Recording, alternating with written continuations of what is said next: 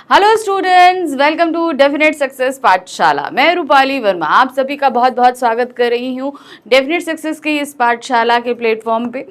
आज जो हम करा रहे हैं ये क्लास 10th का है। आप सभी को पता है कि न्यू सेशन स्टार्ट हो चुका है, तो ज़्यादा सिलेबस में चेंजेस नहीं हुए हैं। मतलब मैं ये कहूँगी कि ना के बराबर ही चेंजेस हैं, लेकिन तो अब जाहिर सी बात है कि प्रॉपर वे से पढ़ना ज़रूरी है।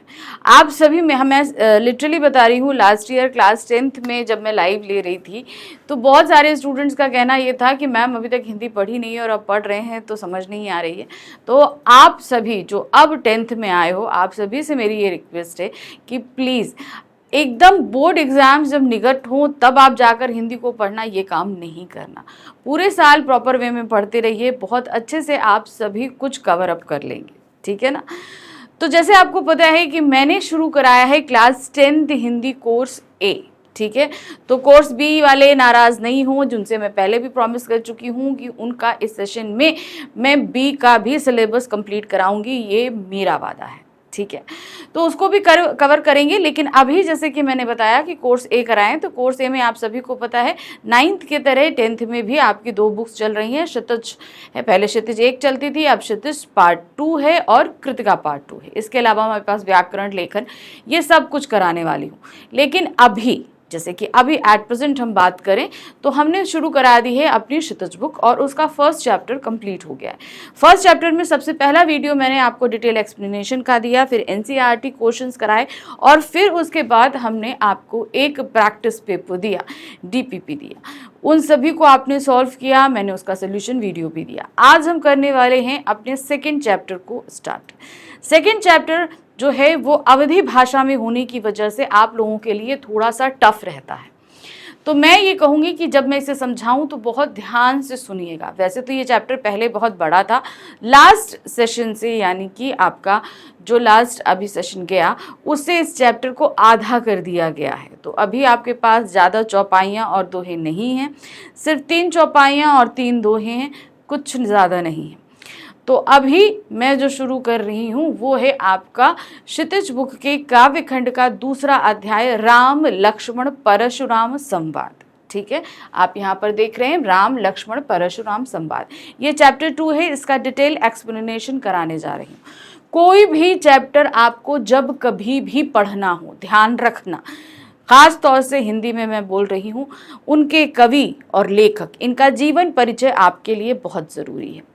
तो ये जो हम करने जा रहे हैं, ये पाठ का क्या रूपरेखा है, इसका क्या सार है, ये सारी चीज़ें मैं बताऊंगी। लेकिन उससे पहले जो हमारे इस पाठ के कवि हैं, कौन हैं? तुलसीदास जी, हम उनके बारे में जानेंगे। तुलसीदास जी ने रामचरितमानस लिखा है, ये उसी का एक अंश है। अब वो तो हम अभी समझाते हैं आपको, लेकिन पहले हम तुलसीदास जी के जीवन परिचय के बारे में थोड़ा सा जान लेते हैं।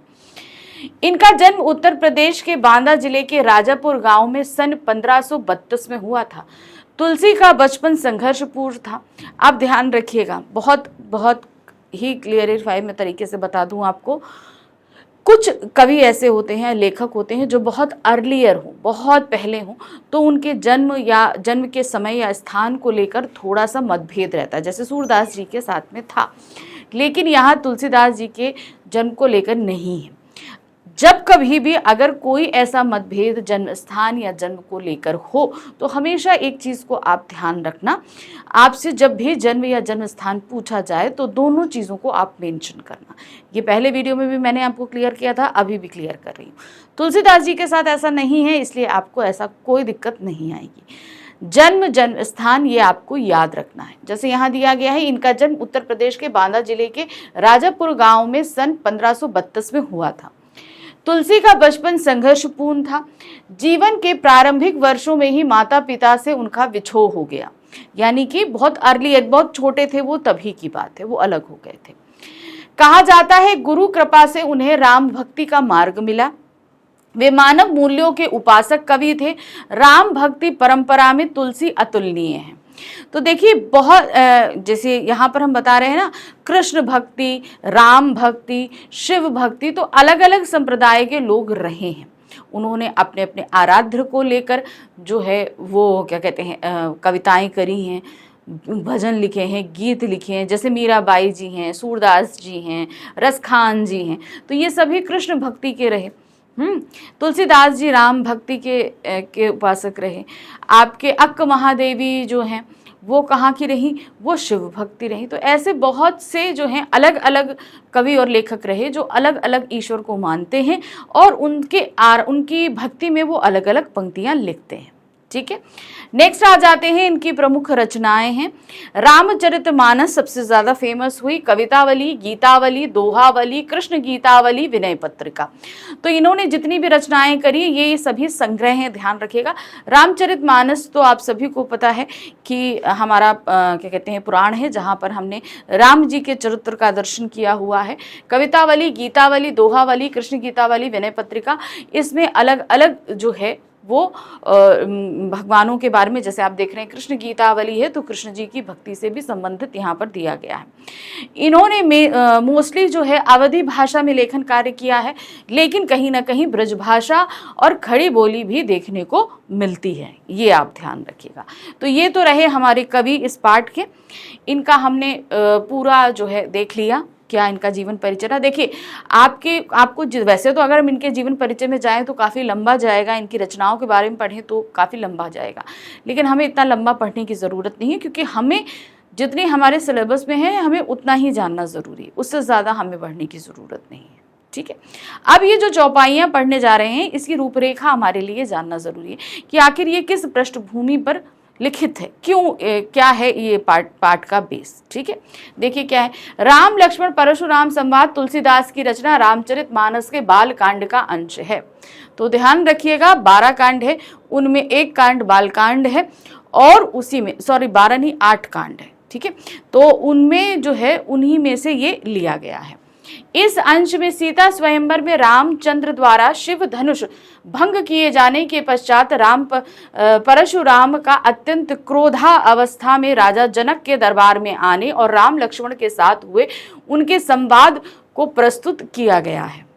अब यहाँ पर एक चीज ध्यान रखिए क्या हुआ था, अब मैं आपको बता दूं। आप सभी को पता है कि विश्वामित्र जी जो हैं वो राम लक्ष्मण जी को राजा दशरथ से लेकर गए क्योंकि जो है उनके आश्रम में बहुत ज़्यादा ये राक्षस थे, उनका वध करने के लिए।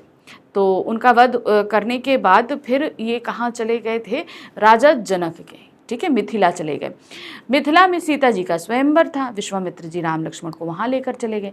अब वहाँ पर जो है ये स्वयंवर की शर्त थी कि जो शिव धनुष है जिसे बचपन में सीता जी ने खेल खेल में उठा लिया था, तो उस धनुष को जो कोई भी उस धनुष में प्रत्यंचा चढ़ाएगा, प्रत्यंचा का मतलब तो आप सभी को पता है, धनुष होता है, धनुष में जो है डोरी जो होती है उसको प्रत्यंचा कहते हैं।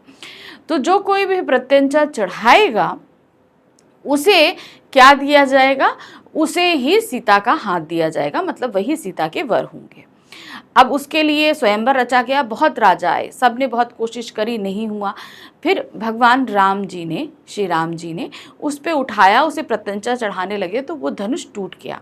अब वो धनुष था शिव का और शिव जी जो हैं वो परशुराम जी के आराध्य थे। जब ये धनुष टूटा तो बहुत बड़ी गर्जना हुई जिससे परशुराम क्रोधित होकर सभा में उपस्थित हो गए और उनके आराध्य शिव का धनुष तोड़ने वाले से वो बहुत खफा हो जाते हैं और उसका वध करने के लिए वहाँ तो जब वो धनुष टूटा तो उसके बाद जब वो सभा में उपस्थित हुए तो राम जी, लक्ष्मण जी और परशुराम जी के बीच जो संवाद हो रहा है उसी को यहाँ पाठ में प्रस्तुत किया गया है।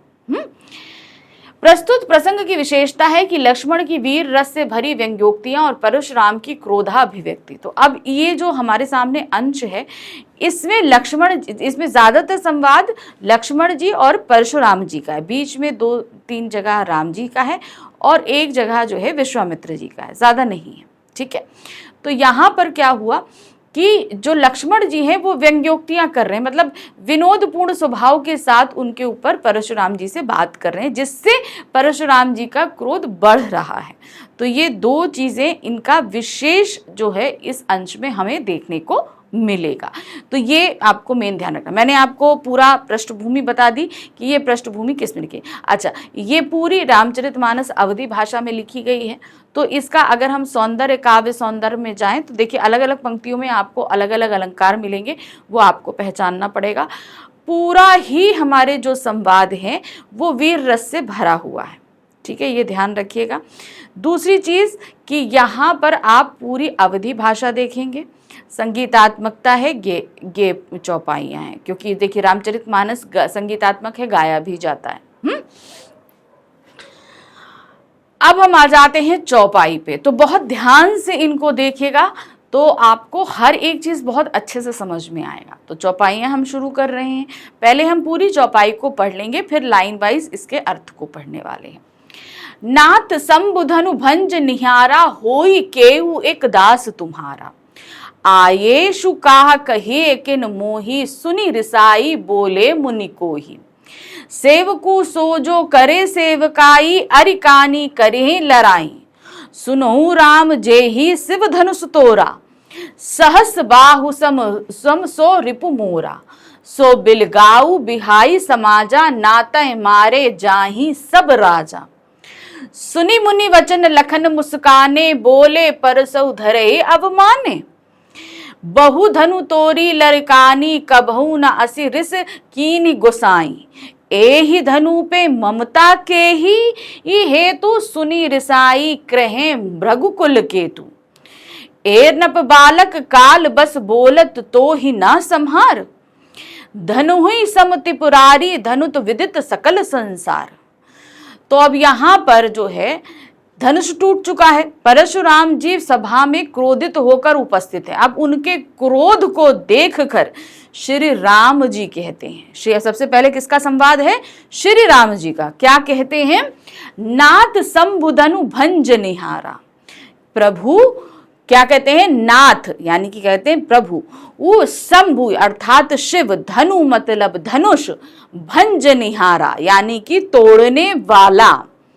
होई केऊ एक दास तुम्हारा, होई मतलब होगा कोई एक दास यानी कि सेवक आपका, ठीक है। तो क्या श्री राम जी कहते हैं कि प्रभु इस शिव धनुष को तोड़ने वाला आपका कोई दास ही होगा। क्योंकि परशुराम जी जब सभा में आए तो उन्होंने सबसे पहले बोला कि भाई शिव धनुष किसने तोड़ा, बहुत क्रोधित थे। तो अब उनके इस सवाल का जवाब जो है वो श्री राम जी दे रहे हैं कि प्रभु शिव धनुष को तोड़ने वाला कोई आपका एक दास ही होगा, ठीक है। फिर आते हैं, आयेसु काह कही किन मोही। आज्ञा दीजिए, आयेसु मतलब आज्ञा दीजिए, आपका क्या आदेश है, ठीक है।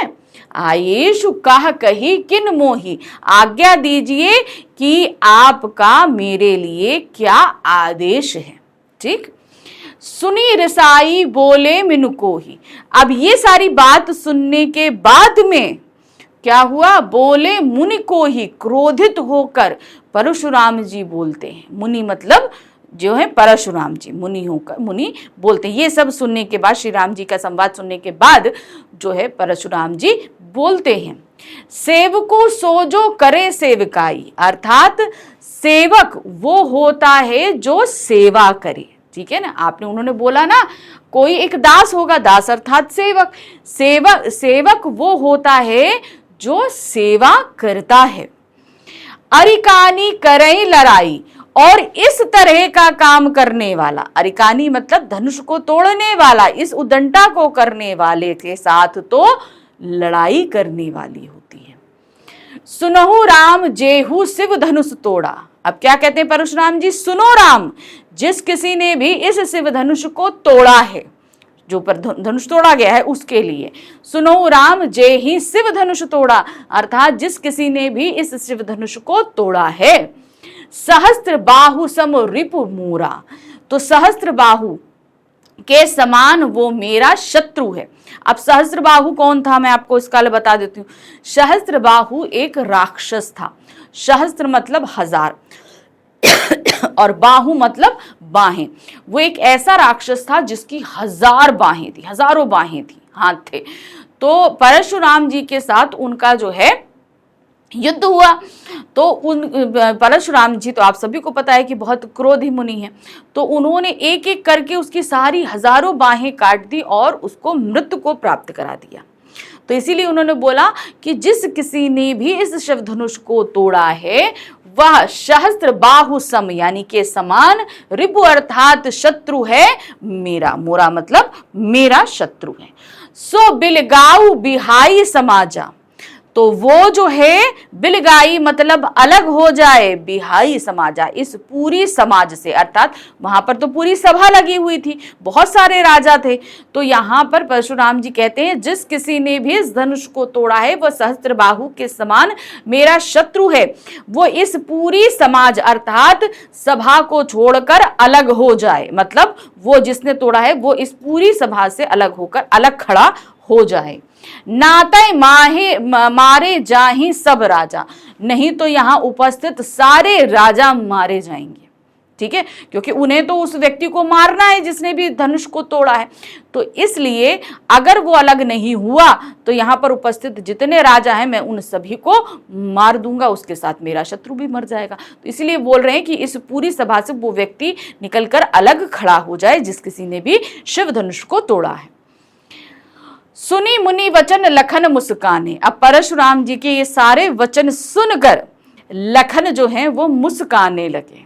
अब उनके क्रोध था, लेकिन यहाँ लक्ष्मण जी क्या है वो मुस्कान, क्योंकि लक्ष्मण जी तो आप सभी को पता है कि थोड़ा शरारती मिजाज के हैं, तो वो जो है मुस्कुराने लगते हैं।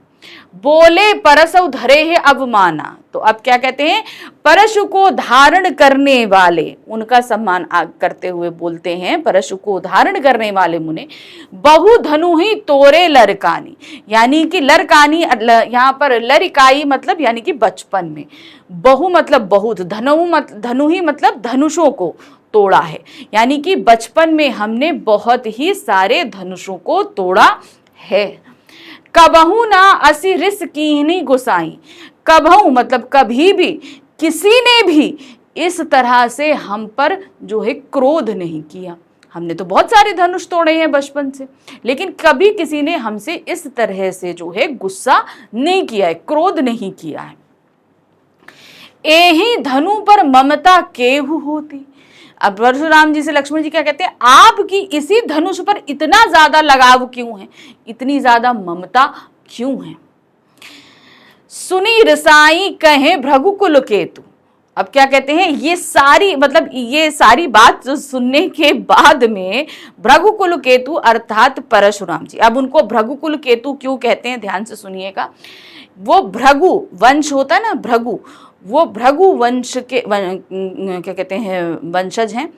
कुल मतलब वंश, केतु मतलब पताका, वो जो है भृगु कुल की पताका। आप कभी भी भगवान परशुराम जी की चित्र को देखेंगे तो उनके हाथ में फरसा, कंधे में धनुष और एक हाथ में पताका, एक ध्वजा होती है, तो वो उनके कुल की पताका है। ठीक है, तो ध्यान रखिएगा, इसीलिए उन्हें भृगुकुल केतु का कौन हो गए, परशुराम जी। सुनी रसाई कहे भृगुकुल केतु, ये लक्ष्मण जी की सारी बात को सुनने के बाद में परशुराम जी कहते हैं, रे नप बालक काल बस बोलत तो ही ना समार। रे नप बालक, नप मतलब राजा, बालक मतलब पुत्र, यानी कि हे राजा के बालक, काल के हाथ, यानी काल का मतलब क्या होता है, कहते हैं ना कि जब मृत्यु निकट हो तो मृत्यु को काल कहा जाता है।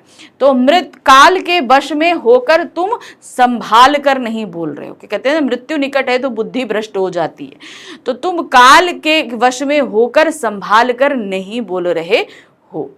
धनुहि सम त्रिपुरारी धनुत विदित संकाला संसारा, तो कह रहे धनुहि सम यानी कि सारे ही धनुषों के समान तुम्हें ये शिव का धनुष लगता है, ये शिव का धनुष है, ये बात सारा संसार जानता है।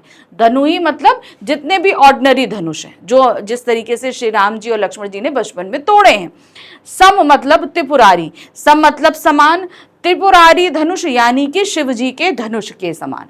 विदित सकल संसारा, तो ये शिव जी का धनुष है, ये सारा संसार जानता है और ये तुम्हें सारे सामान्य धनुषों के समान लग रहा है। ये कौन बोल रहा है, परशुराम जी बोल रहे हैं। तो ये हमारी रही चौपाई और ये रहा हमारा दोहा। तो ये जो लास्ट में 2 लाइन्स अलग है ना, ये आपकी दोहे हैं, ध्यान रखिएगा, और ये चौपाई है। चलिए, अभी हमने पढ़ लिया, इसका भावार्थ देखिए। हमने एक एक लाइन, एक एक शब्द आपको क्लियर करके समझाया है, ठीक है। तो बहुत ध्यान से, अगर नहीं समझ में आता तो आप कई बार इसको रिवाइंड करके देख सकते हैं बार बार, तो आपको ये चीज पूरी क्लियर हो जाएगी। अब हम आ जाते हैं इसके भावार्थ पे, जो हमने समझा है। क्या है? परशुराम के क्रोध को देखकर श्री राम बोले, हे नाथ, शिव के धनुष को तोड़ने वाला आपका कोई एक दास ही होगा। क्या आज्ञा है, मुझसे क्यों नहीं कहते? मतलब आपकी जो आज्ञा है वो मुझसे कहिए। यह सुनकर मुनि क्रोधित होकर बोले कि सेवक वह होता है जो सेवा करे, शत्रु का काम करके तो लड़ाई ही करनी चाहिए। हे राम सुनो, जिसने शिव जी के धनुष को तोड़ा है वह सहस्त्र बाहु के समान मेरा शत्रु है। क्योंकि वो राम जी ने पहले बोला, तो अब इस बात का जवाब कौन दे रहे हैं? परशुराम जी दे रहे हैं। वह इस समाज को छोड़कर अलग हो जाए। समाज अर्थात जो पूरी सभा लगी है राजाओं की, उसको छोड़कर अलग होकर खड़ा हो जाए, नहीं तो सभी राजा मारे जाएंगे। परशुराम के वचन सुनकर लक्ष्मण जी मुस्कुराए और उनका अपमान करते हुए बोले, क्योंकि मुस्कान, अब इतने बड़े मुनि, तो उनसे जो है थोड़ी ठिठोली हंसी मजाक करते हुए वो बोलते हैं, बचपन में हमने बहुत ही धनुइयां तोड़ी हैं, यानी कि जो छोटे छोटे बच्चों के जो धनुष होते हैं वो हमने तोड़े हैं, किंतु आपने ऐसा क्रोध कभी नहीं किया। इसी धनुष पर इतनी ममता किस कारण से है? आपका इसी धनुष, जो धनुष तोड़ा है, इस पर ही आपकी इतनी ममता किस कारण से है? यह सुनकर भृगु वंश की ध्वजा स्वरूप परशुराम जी क्रोधित होकर कहने लगे। अब उनका तो गुस्सा और बढ़ गया था, तो क्या कहने लगे? अरे राजपुत्र, यानी कि रे नप बालक, अर्थात राजा के पुत्र, काल के वश में होकर भी तुझे बोलने में कुछ होश नहीं है। सारे संसार में विख्यात शिव जी का यह धनुष क्या धनु ही के समान है? जो ये शिव जी का धनुष है, ये पूरे विश्व में प्रसिद्ध है, और तुम्हें ये बाकी सामान्य धनुषों के समान ही लग रहा है। तो ये तुमको जो है सोच समझकर बोलना चाहिए। तो इस तरीके से अब ये जो हमने पहली चौपाई पढ़ी, तो आपने देखा इसमें शुरू कहाँ से हुआ? राम जी का संवाद, फिर परशुराम जी का संवाद, फिर लक्ष्मण जी का संवाद, और जो अंत दोहा हुआ वो किससे हुआ? परशुराम जी के संवाद से। ठीक है, अब हम बढ़ते हैं अगली चौपाई और दोहे पे।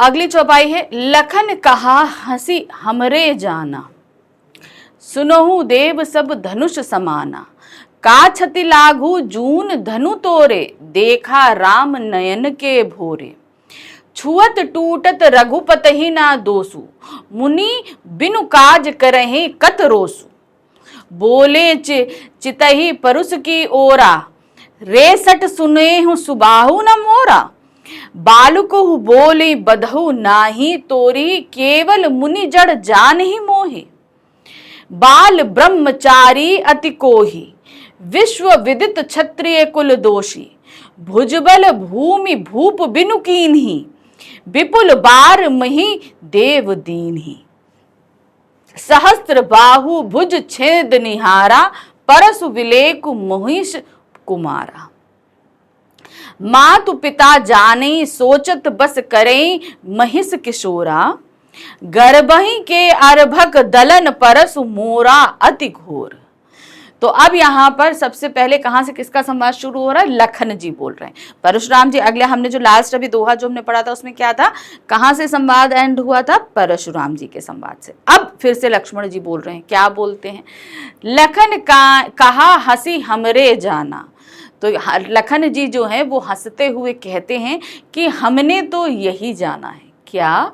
सुनहु देव सब धनुष समाना।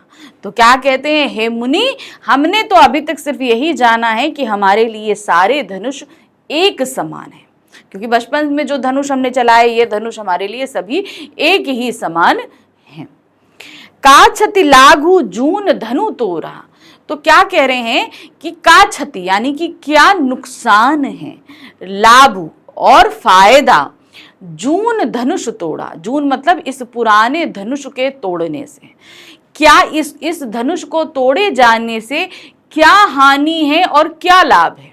भाई तो धनुष तो बहुत पुराना था, तो इसके टूट जाने से क्या लाभ क्या हानि? देखा राम नयन के बुरा। और जब ये कह रहे हैं, क्योंकि खुद लक्ष्मण जी भी जानते हैं कि भाई ये धनुष शिव जी का था, तो बहुत ही कीमती है, और ये कहते हुए कि ये धनुष पुराना है और इसको तोड़ने से क्या लाभ क्या हानि, तो ये तो भाई ठिठोली कर रहे हैं वो। तो ये कहते हुए वो जो एक तरह से वो किसको देख रहे हैं, एक नयन आंख के कोने से राम जी को देखते हुए ये सारी बात बोल रहे हैं। देखा राम नयन के भोरे, देखते किसकी तरफ? राम की आंखों की तरफ देखते हुए बोल रहे हैं। छुअत टूट रघुपत ही ना दोषु। अब क्या कह रहे हैं कि इस धनुष को छूते ही, राम जी ने इस धनुष को जैसे ही छुआ ये टूट गया, इसमें राम का कोई भी दोष नहीं है। देना ना, छुअत मतलब छुअत टूटत, यानी कि जैसे ही छुआ टूट गया। रघुपति ना दोषु, इसमें राम का कोई भी दोष नहीं है, यानी कि उसमें इनका कोई भी यानी कि उन्होंने जान के तोड़ा हो, ऐसा कुछ नहीं है। मुनि बिनु काज करहि कतरोषु। अब क्या कहते हैं परशुराम जी से? मुनि बिनु काज, यानी कि बिना कारण के, करहि कतरोषु, आप इतना गुस्सा क्यों कर रहे हैं? बिना किसी कारण के इस पुराने धनुष के तोड़ जाने से आप इतना गुस्सा क्यों कर रहे हैं? बोले चितई परशु के ओरा। अब कौन है? परशुराम जी। अपने परशु, यानी उनके हाथ में एक परशु रहता है ना, मैंने आपको बोला था ना, परशु रहता है, कंधे पे धनुष रहता है, हाथ में एक पताका रहती है, तो उस फरसे अर्थात परशु की ओर बोले चितई परशु के ओरा। चितई मतलब यानी कि परशुराम जी है वो उस परशु के ओर देखते हुए बोलते हैं। रेसठ सुनेहु सुबाहु न मोरा। रेसठ यानी कि हे मूर्ख, क्या तुम मेरे स्वभाव के बारे में तुमने कभी नहीं सुना है?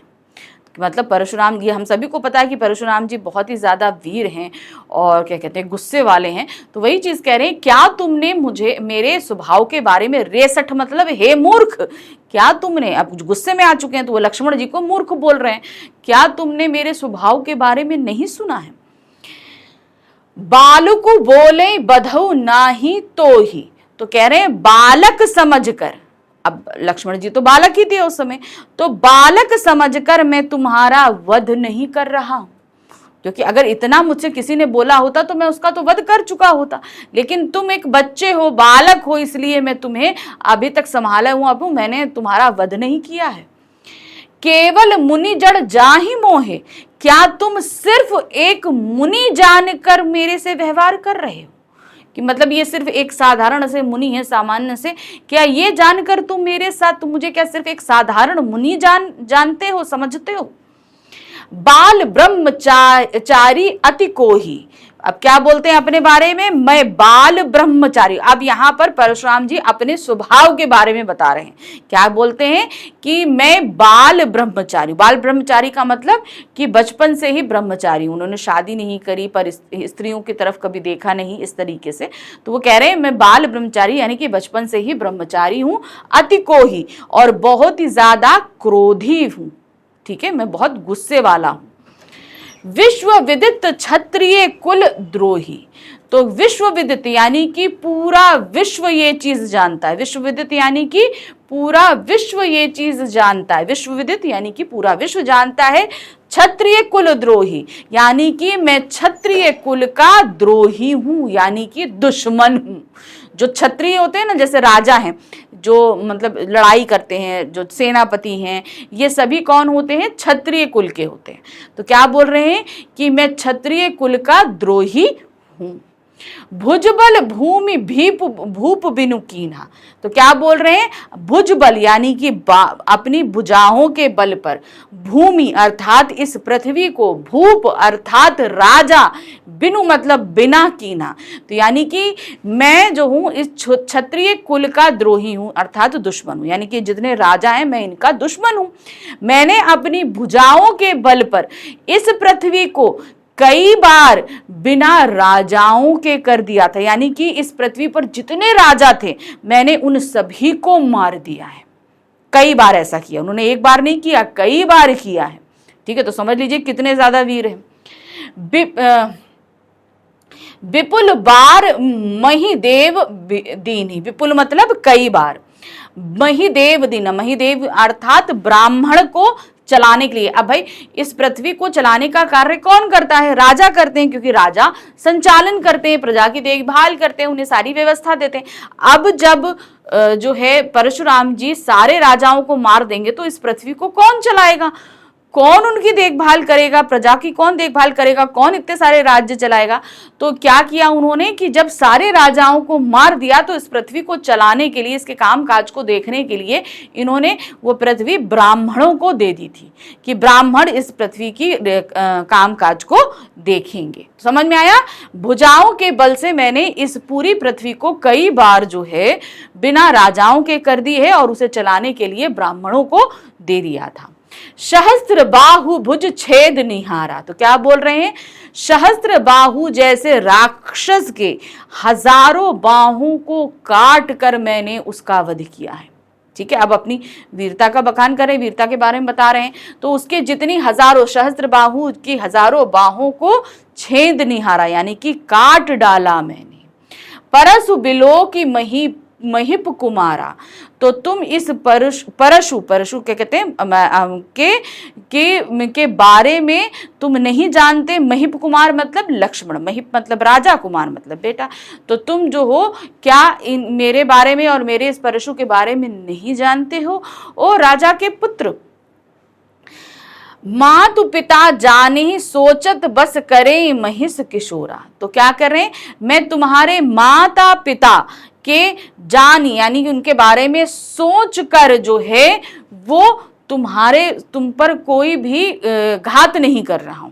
तो तुम भाई अगर हम किसी के बच्चे को मार देते हैं तो माता पिता को तो सबसे ज्यादा दुख होता है। तो वही चीज बोल रहे हैं कि मैं तुम्हारे माता पिता के बारे में तुम सोचो महिप कुमार, क्योंकि तुम जितना बोल रहे हो उससे आगे चलकर तुम्हारे माता पिता को नुकसान हो जाता है, क्योंकि मैं गुस्से में आकर तुम्हारा वध कर दूंगा। तो नुकसान किसका होगा? आपका होगा। गर्भ, अब अपने परशु के बारे में बताते हैं। गर्भ है अरबक दलन परशु मोर अति घोरा। तो ये जो मेरा परशु है ना, जब इसकी खंकार होती है, मतलब उनका परशु ऐसा था कि उसको अगर वो ऐसे लहराए भी तो बहुत ज्यादा गरज होती थी। तो उसके डर से गर्भ में पल रहे बच्चे भी अपने प्राण को त्याग देते हैं। तो गर्भ अर्थात पेट में जो बच्चे पल रहे होते हैं उसकी जो गर्जन होती है वो बच्चे अपने प्राणों को त्याग देते हैं। तो अब आपने यहाँ पर देखा कि यहाँ पर जो ये चौपाई पड़ेगी, स्टार्टिंग हमारे लखन जी के संवाद से हुई और फिर बीच में ही से जो है परशुराम जी के संवाद शुरू हुए, एंड भी परशुराम जी के संवाद से ही हुआ है। ठीक है, अब हम आ जाते हैं इसके भावार्थ पे। ठीक है, भावार्थ क्या कह रहा है? लक्ष्मण जी ने हंसकर कहा, हे देव सुनिए, हमारे जान में तो सभी धनुष एक से ही हैं, यानी कि जितने ही धनुष हैं वो सब एक समान हैं। पुराने धनुष के तोड़ने से क्या हानि क्या लाभ? अब ये मतलब अब ये पुराना धनुष टूट गया, इससे क्या नुकसान क्या फायदा?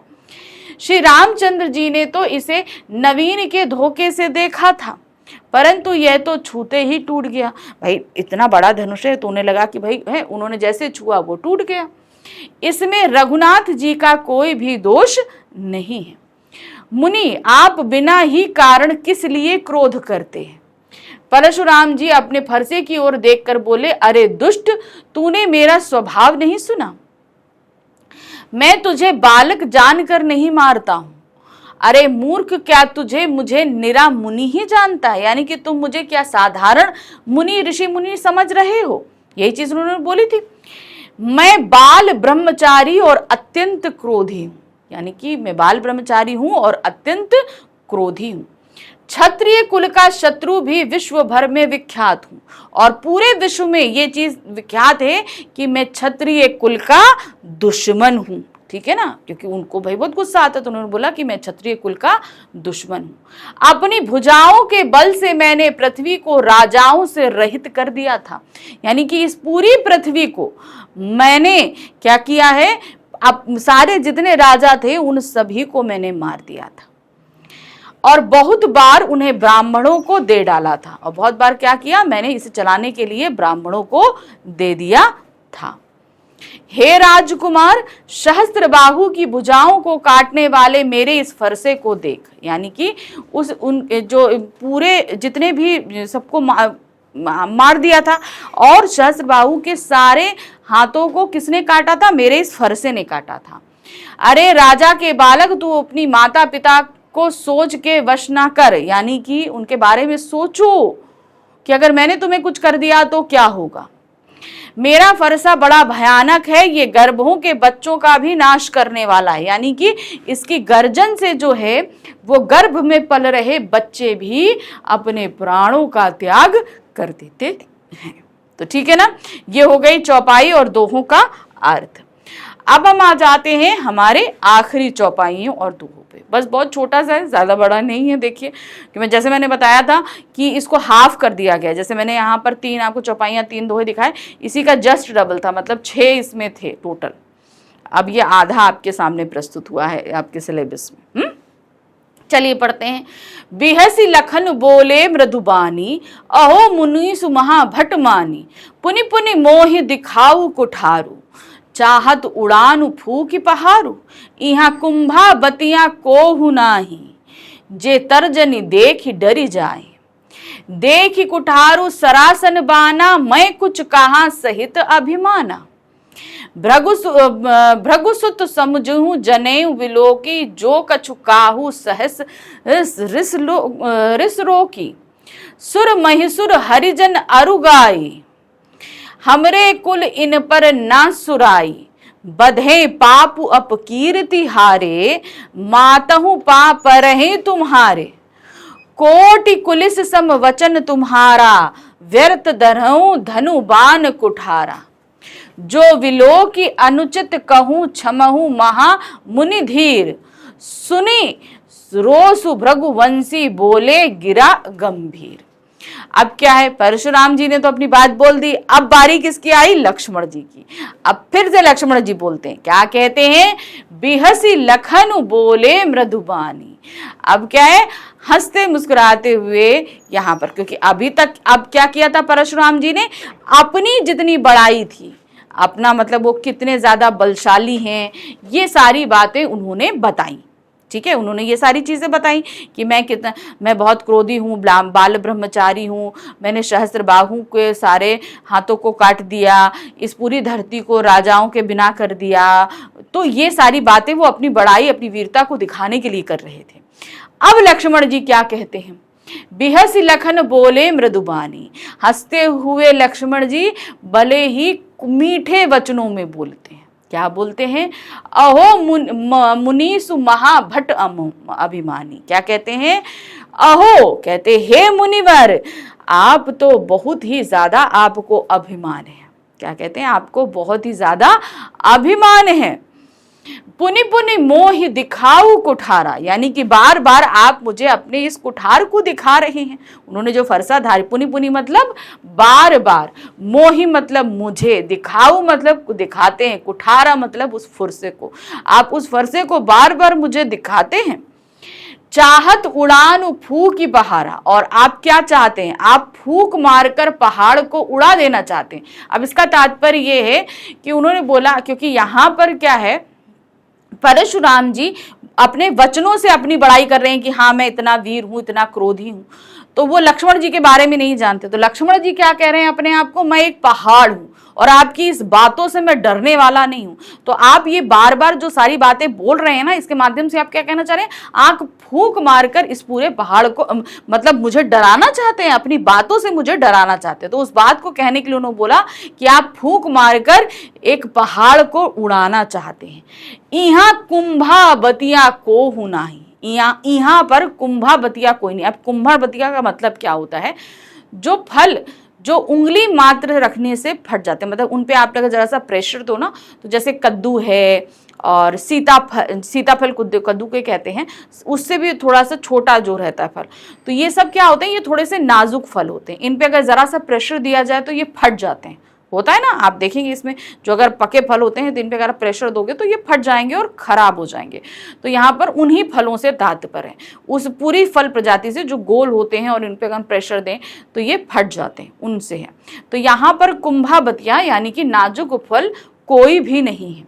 जे तर्जनी देख ही डर जाए, यानी कि आपकी उंगली, तर्जनी मतलब उंगली देखकर कोई डर जाए, यहां पर कोई ऐसा नहीं, इतना कमजोर कोई, यहाँ कुंभावतिया यानी कि यहां पर ऐसा कोई भी कमजोर नहीं है जो आपकी तर्जनी अर्थात आपकी इन बातों को देखकर सुनकर डर जाएगा। तर्जनी मतलब उंगली देखकर डर जाएगा।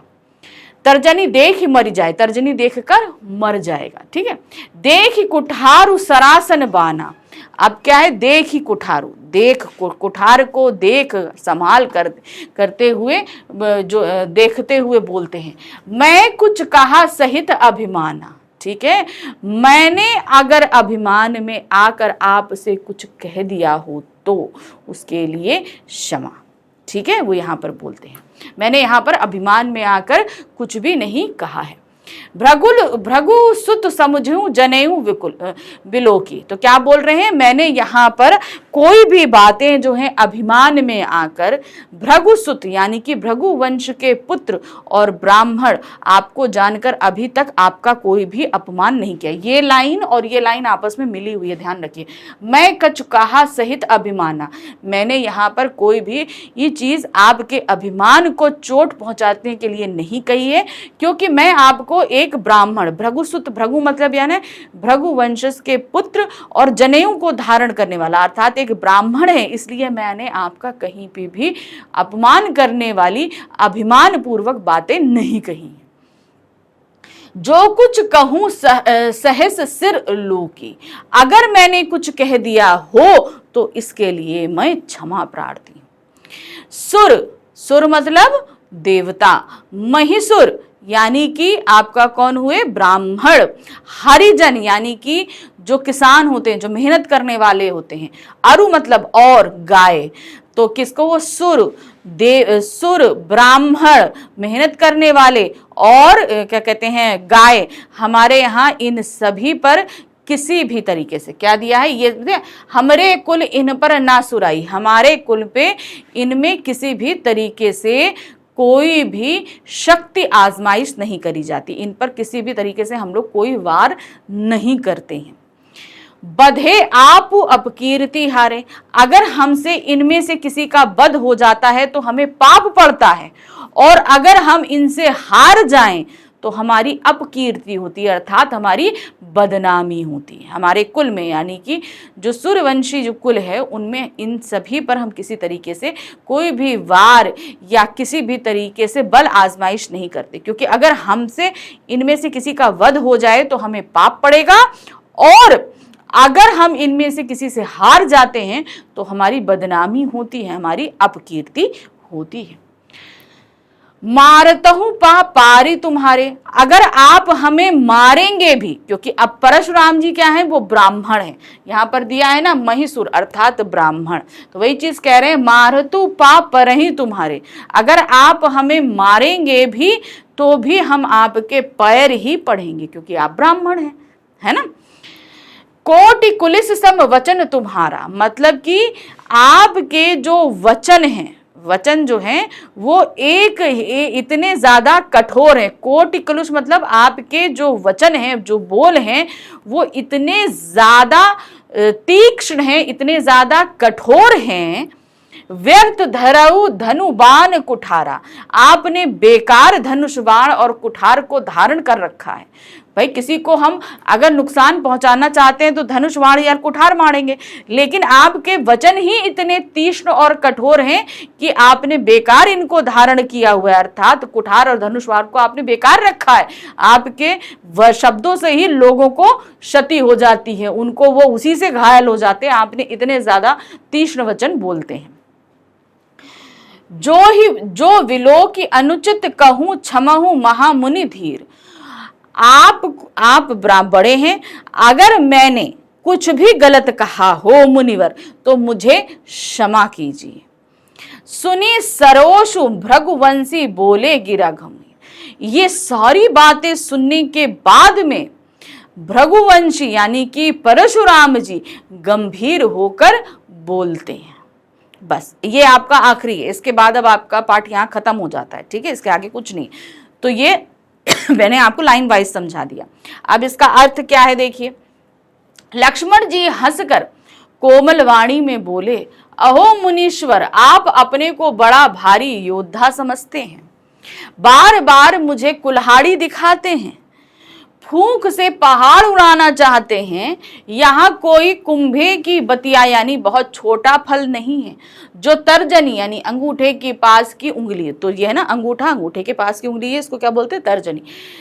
अंगुली को देखते ही मर जाए, यानी कि आप जो मुझे इतना थ्रेटन कर रहे हैं, इसे सुनकर ही मैं मर जाऊं, मैं ऐसे यहाँ पर कोई इतना कमजोर नहीं है। कुठार और धनुष बाण देखकर ही मैंने कुछ अभिमान सहित कहा था, भृगुवंशी समझकर और यज्ञोपवीत यानी कि वो जो जनेऊ होता है उसको देखकर तो जो कुछ आप कहते हैं उसे मैं क्रोध को रोक कर सह लेता हूं। यानी कि आप जो कुछ कह रहे हैं उसमें मैंने अपने क्रोध को रोका हुआ है, क्योंकि मैं आपको ब्राह्मण समझकर रोक रखा मैंने। देवता, ब्राह्मण, भगवान के भक्त, गौ, इन पर हमारे कुल में वीरता नहीं दिखाई जाती है। ये सभी है, किसी तरीके से हम इन पर वीरता नहीं दिखाते हैं, क्योंकि इन्हें मारने से पाप लगता है और इनसे हार जाने पर अपकीर्ति होती है। इसलिए आप मारे तो भी आपके पैर ही पड़ना पड़ेगा। यानी कि आप कुछ भी करें, आप मुझे मारेंगे भी तो भी मैं आपके पैर ही पड़ूंगा, क्योंकि आप ब्राह्मण हैं। आपका एक एक वचन ही करोड़ों वज्रों के समान है। धनुष बाण और कुठार तो आप व्यर्थ ही धारण करते हैं। इन्हें देखकर मैंने कुछ अनुचित कहा हो तो उसे हे धीर महामुनि क्षमा कीजिए। ये सुनकर भृगुवंश मणि परशुराम जी क्रोध के साथ गंभीर वाणी में बोले। तो यहाँ पर हम लोगों ने क्या देखा? चौपाई में पूरे में लक्ष्मण जी ने ही अपनी बात को बत रखा है, और एंड में जो है वो अब जो क्या कहते हैं परशुराम जी बोलना। तो अब इसके आगे वाली जो चौपाइयां हैं उसमें परशुराम जी बोलते, जो आपके पाठ में अब नहीं है। ठीक है, तो ये हमने पढ़ लिया। अब देखिए इस पूरे पाठ का सारांश, क्योंकि अक्सर क्या होगा, जैसे आपके पास चैप्टर में भी क्वेश्चन में आ सकता है कि चौपाइयों का पाठ का प्रतिपाद्य लिखिए या किसी एक चौपाई का प्रतिपाद्य लिखिए। तो उस कंडीशन में अगर आप एक सारांश समझ लेंगे इस पूरे पाठ का तो आपके लिए बहुत आसान हो जाएगा। ठीक है, तो चलिए देखिए इसका सार क्या है। राम लक्ष्मण परशुराम संवाद कविता पर तुलसीदास की प्रसिद्ध कृति रामचरितमानस के बालकांड से ली गई है। तो अब ये कुछ चीजें आपको ध्यान रखना। राइटर तुलसीदास जी हैं, जिस संग्रह से ये लिया गया है वो है रामचरितमानस, और वो जो हम उसमें से एक कांड है बालकांड से ये उद्धृत है। इस पाठ्य अंश में सीता स्वयंवर के अवसर पर श्री राम शिव धनुष को तोड़कर सबकी प्रशंसा के पात्र बन जाते हैं, क्योंकि उस पूरे स्वयंवर में कोई भी उस शिव धनुष को हिला तक नहीं पा रहा था। श्री राम जी ने सिर्फ उस धनुष को उठाया ही नहीं, उस पर प्रतिज्ञा चढ़ाते हुए वो धनुष उनसे टूट भी गया। ठीक है ना। तो जब ये सारी बात हुई तो सभी लोग जो है उनकी वाहवाही, उनकी प्रशंसा करने लगे थे। पर मुनि परशुराम इस धनुष भंग से अत्यंत क्रोधित हो जाते हैं। यानी कि जो मुनि परशुराम जी हैं वो इस धनुष के टूटने से बहुत गुस्सा हो जाते हैं, क्योंकि वो शिव जी का धनुष था और परशुराम जी शिव भक्त थे। ख्याति के अनुरूप वो अत्यंत क्रोधी हैं। कौन? परशुराम जी। अपने फरसे को हाथ में उठाए सभा में पहुंचते हैं और राजा जनक से शिव धनुष भंग करने वाले का नाम बताने का आग्रह करते हैं। यानी कि जिस किसी ने भी ये धनुष तोड़ा है उसका नाम बताओ, ये चीज वो राजा जनक से कहते हैं। उनकी सभी बातें विनम्रता पूर्वक सुनने के पश्चात श्री राम कहते हैं कि इस धनुष को आपके ही किसी दास ने तोड़ा होगा। पर प्रभु श्री राम स्वयं को मुनि परशुराम का सेवक बताते हैं तो मुनि और क्रोधित हो जाते हैं। वो बोलते हैं, पर राम जी कहते हैं कि भाई मैं, जिसने भी ये धनुष तोड़ा होगा वो एक सेवक होगा, यानी कि मैंने तोड़ा, मैं आपका सेवक हूं। इस बात से परशुराम जी और भी ज्यादा क्रोधित हो जाते हैं कि भाई तुम अपने आप को सेवक बता रहे हो और तुमने ये कृत्य किया कि धनुष तोड़ दिया है। और बिफर पड़ते, गुस्से में आकर, बहुत बिफर पड़ना मतलब बहुत गुस्से में आकर बोलने लगते हैं और कहते हैं सेवक वह होता है जो सेवा करता है, परंतु जिसने यह धनुष तोड़ा है वह तो मेरा परम शत्रु है। लक्ष्मण अपने कथनों से उन्हें और क्रोधित कर देते हैं। एक तो वो पहले ही क्रोध में थे, उसके बाद लक्ष्मण जी के व्यंग भरे वचनों से वो उनका गुस्सा और ज्यादा बढ़ जाता है, वो और भी ज्यादा क्रोधित हो जाते हैं। अब लक्ष्मण क्या कहते हैं कि मेरे लिए तो सभी धनुष एक ही समान है, अतः अपना क्रोध अकारण है, यानी कि आपका क्रोध बिना कारण है। परशुराम क्रोध में अपनी शूरवीरता से परिचित कराते हुए कहते हैं, अब लक्ष्मण जी तो कहते हैं कि मेरे लिए तो सारे धनुष समान, हमने तो कितने सारे धनुष तोड़े हैं बचपन में, अब ये भी धनुष भी उसी तरीके से, तो अब इस चीज से तो और कि भाई यहाँ पर शिव जी के धनुष को लक्ष्मण जी सारे ऑर्डिनरी धनुषों के साथ कंपेयर कर रहे हैं, तो इससे और परशुराम जी जो है वो क्रोधित हो जाते हैं और तब अपनी शूरवीरता बताते हुए वो कहते हैं, क्या कहते हैं, वो स्वयं को बहुत बड़ा योद्धा एवं क्रोधी बताते हैं। इस पर लक्ष्मण हंसते हुए उत्तर देते हैं कि हम भी कोई कुंभाबतिया यानी कुंभे का यह कच्चा फल नहीं है, अर्थात हम कोई ऐसे नहीं है कि हम कोई कच्चा फल हों जो आपकी ये बातें देखकर या सुनकर जो है हम डर जाएं, हम ऐसे नहीं हैं, के समान कोमल नहीं है जो उंगली देखकर मर जाएंगे, यानी कि आपकी ये बातें, ये क्रोध, ये शूरवीरता सुनकर हम डर जाएं और मर जाएं और जो है ना हम ये पूरी सभा छोड़कर भाग जाएं। तो ये चीज लक्ष्मण जी व्यंग भरे शब्दों में परशुराम जी से कहते हैं। हम तथा हमारा कुल, अब लक्ष्मण जी आगे कहते हैं हम, यानी कि अब वो भी खुद उस कुल के सूर्यवंशी कुल के हैं, तो वो कहते हैं हम और हमारा कुल ब्राह्मण देवता गौ आदि पर वार नहीं करते। अब उन्होंने ये बात क्यों कही, लक्ष्मण जी ने ये बात क्यों कही, क्योंकि जो परशुराम जी हैं वो ब्राह्मण हैं, तो यहाँ पर वो बता रहे हैं कि उनके कुल में, अब यहाँ पर परशुराम जी ने अपनी शूरवीरता बता दी, अब लक्ष्मण जी क्या है वो अपनी शूरवीरता नहीं बता सकते, क्यों, क्योंकि उनके सामने एक ब्राह्मण है, तो वो ब्राह्मण पे, क्योंकि उनके कुल में ब्राह्मण पे हाथ नहीं उठाया जाता, तो वो ये चीज बता रहे हैं कि हमारे कुल में देवता, ब्राह्मण, भगवान के भक्त और गाय पर किसी भी तरीके से बल नहीं दिखाया जाता, वार नहीं किया जाता है, क्योंकि इनसे अपकीर्ति होती है। परशुराम के वचनों को लक्ष्मण ने वज्र के समान कठोर बताया, यानी कि आपने जो ये धनुष, बाण, कुठार जो रखा है ये बेकार में रखा है, क्योंकि आपके वचन ही इतने तीक्ष्ण और कठोर हैं कि किसी को मारने के लिए आपको इन सारे अस्त्र शस्त्रों की जरूरत ही नहीं पड़ेगी, वो आपके वचनों को सुनकर ही मर जाएगा।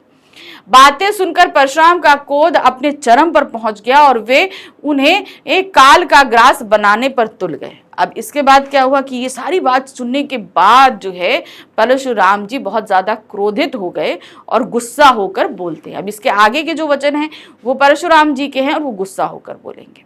तो इस तरीके से हमने इस पूरे पाठ में क्या देखा कि राम जी ने बोला, लक्ष्मण जी ने, परशुराम जी ने, फिर लक्ष्मण जी ने, फिर परशुराम जी, इस तरीके से इन लोगों का बीच का संवाद चला। तो ये बहुत ही आसान था, कोई ज़्यादा मुश्किल नहीं था। हाँ, आप पहली बार पढ़ोगे तो थोड़ा सा मुश्किल लगेगा, लेकिन एक दो बार जब उसको अच्छे से पढ़ लोगे ना तो एक एक शब्दों का अर्थ आपको बहुत अच्छे से समझ में आ जाएगा। तो यहाँ हमारा ये सेकेंड चैप्टर खत्म हुआ। याद रखिए कि हम जो अब आपका जो ये न्यू सेशन हमने स्टार्ट किया है, हमारी ये कोशिश है कि हर चैप्टर की हम अच्छे से आपकी प्रैक्टिस कराएं। इसीलिए हम डिटेल एक्सप्लेनेशन दे रहे हैं, एनसीईआरटी क्वेश्चंस दे रहे हैं और उसके बाद आपको एक प्रैक्टिस पेपर्स भी दिए जा रहे हैं। याद रखिए कि हर चैप्टर के एनसीईआरटी सॉल्यूशंस के बाद हम आपको प्रैक्टिस पेपर देंगे, उसकी प्रैक्टिस कीजिए और प्रैक्टिस करने के बाद में उसे टेलीग्राम चैनल पर पोस्ट कीजिए और उसका सॉल्यूशन भी आपको आफ्टर 1 डे मिल जाएगा। जब आपको डेली प्रैक्टिस पेपर मिलेगा उसके बाद आपको जो है वो सॉल्यूशन भी हम लेकर आएंगे। तो ये आपको प्रैक्टिस करनी है, आपके सारे चैप्टर अभी तैयार होते हुए चलेंगे तो एग्जाम के दौरान आपको इतना ज़्यादा परेशानी नहीं आएगी। ठीक है ना, तो ध्यान रखिएगा। ये एक ऐसा मतलब जो डेफिनेट सक्सेस पाठशाला है आपको बिल्कुल ही फ्री एजुकेशन दे रहा है, क्वालिटी एजुकेशन दे रहा है ताकि आपकी पढ़ाई बहुत अच्छे से हो सके। तो ये सिर्फ हिंदी में ही नहीं, सभी सब्जेक्ट्स आपके हैं। ध्यान रखिए 9 to 12 हम पूरी कोशिश कर रहे हैं कि सभी क्लासेस अच्छे से आपको पढ़ाई जाएं और 9th और 10th की तो प्रॉपर आपकी क्लासेस लग रही हैं सभी सब्जेक्ट्स की। ठीक है, तो ध्यान रखिए डेफिनेट सक्सेस पाठशाला पे आपको मिल रही हैं आपकी ऑनलाइन क्लासेस हैं, लाइव क्लासेस भी आपकी लगेंगी और डीपीपी यानी कि daily practice paper sheets with solution videos आपको अवेलेबल कराए जा रहे हैं। जैसा कि मैंने अभी आपको बताया कि मैं आपको डेली प्रैक्टिस पेपर नहीं देकर चैप्टर वाइज प्रैक्टिस पेपर करा रही हूँ हिंदी में। ठीक है, बाकी सभी आपके सब्जेक्ट्स में डेली प्रैक्टिस पेपर्स आपको मिलेंगे। हैंड रिटन नोट्स मिल रहे हैं और स्टडी मटेरियल मिल रहा है ताकि आप जो है बहुत अच्छे से अपनी पढ़ाई कर सके। और जो नोट्स मैंने जो आपको बोला ना प्रैक्टिस पेपर आपको सॉल्व करके कहाँ डालना है, टेलीग्राम चैनल पर। तो टेलीग्राम चैनल का लिंक आपको नीचे डिस्क्रिप्शन में मिल जाएगा, उसे देखिए और वहाँ पर आप उस टेलीग्राम चैनल को ज्वाइन भी करिए। साथ ही आपको कोई क्वेरी हो तो फ़ोन नंबर दिए हैं, व्हाट्सएप नंबर भी दिया हुआ है, इसलिए आप बहुत अच्छे से सारी क्वेरीज करिए। कोई भी डाउट हो, कुछ भी हो, आप बहुत ही फ्री हैं इन नंबर्स पे कॉल करने के लिए। यहाँ पर आप आकर अच्छे से अपनी पढ़ाई कर सकते हैं। साथ ही इस चैनल को लाइक, सब्सक्राइब, शेयर कीजिए ताकि ज़्यादा से ज़्यादा बच्चे यहाँ पर पढ़ के अपना फ़ायदा कर सकें और अच्छे से प्रिपरेशन कर सकें। तो इसी तरीके से हम चैप्टर वाइज आगे बढ़ रहे हैं। अब नेक्स्ट वीडियो हमारा रहेगा इसी चैप्टर के एनसीईआरटी क्वेश्चंस के, ताकि आप अच्छे से ये जो चैप्टर आपने पढ़ा है इसके एनसीईआरटी क्वेश्चंस भी आप कर सकें। एनसीईआरटी क्वेश्चन का मतलब तो आप समझ गए होंगे कि आपकी जो बुक है उसके बाद जो क्वेश्चंस दिए हैं उन्हें हम बहुत अच्छे से करने वाले हैं। ठीक है, तो मिलते हैं अगले वीडियो में जहां पर हम इसके एनसीईआरटी क्वेश्चंस करेंगे। Thank you for watching, bye bye.